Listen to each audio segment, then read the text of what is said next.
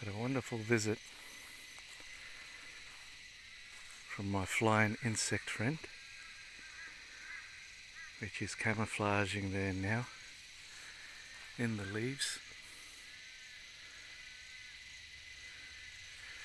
Stick insect you would call him. And he just flew over, gently touched me on the chest and went back as an offer of welcome, and I acknowledged him respectfully. As in the nature is great respect and unity.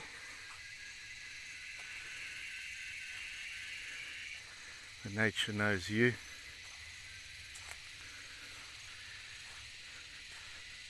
That's why it is so important to always acknowledge nature, connect with her respectfully,